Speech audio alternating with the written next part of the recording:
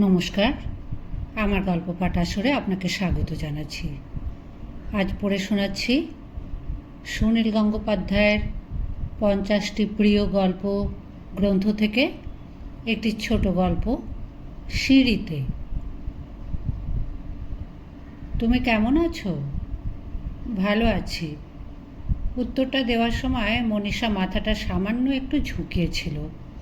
ঠোঁটে লেগেছিল পাতলা কুয়াশার মতন হাসি। 10 বছর পর দেখা হলো মনীষার সঙ্গে নেমন্তন্ন বাড়িতে। শুনেছি ওর স্বামী তার স্ত্রীর অন্য কারোর সঙ্গে মেলামেশা করা পছন্দ করেন না। মনীষার স্বামী নামকরা ডাক্তার। নিজে তিনি কতক্ষণ স্ত্রীর সঙ্গে মেলামেশার সুযোগ পান জানি না। আমি উঠছিলাম, সিঁড়ি দিয়ে নামছিল মনীষা। এক মুহূর্তের জন্য স্থির চোখাচোখি। আমার বুক কাঁপছিল। 35 বছর বয়সেও আমার বুক কাঁপে, তবে গত 10 বছর কাঁপেনি। একটু আগে সিঁড়ির নিচে আমি 50 জনের সঙ্গে 50 রকমভাবে হেসে ও কণ্ঠস্বর বদলে কথা বলেছি। মাঝখানে মনীষার সঙ্গে চোখাচোখিতে আমার গলা শুকিয়ে এলো।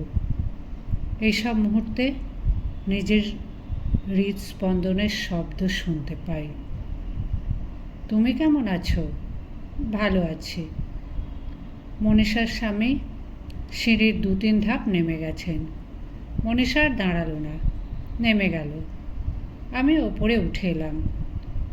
উঠছি তো উঠছি, সিঁড়ির কি আর শেষ নেই?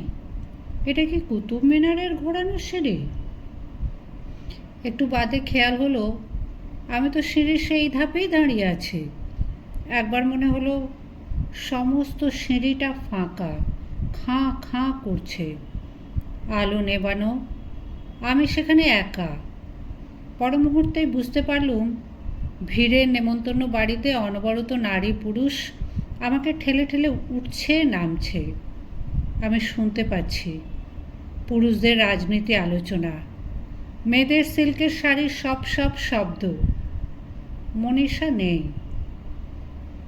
10 বছর বাদে মাত্র 2টি শব্দ, ভালো আছি। এর মানে কি? মনীষার ঠোঁটে ওই পাতলা কুয়াশার মতন হাসিটুকু লেগেছিল কেন? এর মানে জানতে না পারলে সারা জীবনে আর কি কখনো আমি কোনো সিঁড়ি দিয়ে উঠতে পারবো? দুদ্দার করে লোকজন ঠেলে সিঁড়ি দিয়ে নেমে এলাম। মনীষা কোথায়? নেই। 10 বছর পর মাত্র 2টি শব্দ, ভালো আছি। এর মধ্যে অনেক কথা লুকিয়ে আছে, আমাকে জানতে হবে। মনীষা তো জিজ্ঞেস করলো না আমি কেমন আছি। একজন চেনা লোক। জিজ্ঞেস করলাম, অমুক ডাক্তার আর স্ত্রীকে দেখেছেন? এইমাত্র তো বেরিয়ে গেল, বাইরে সাদা গাড়ি। সাদা গাড়ি? সাদা গাড়ি? তুমি কোথায়? তুমি? সদ্য স্টার্ট নিয়েছে। জানালার কাছে মনীষার মুখ।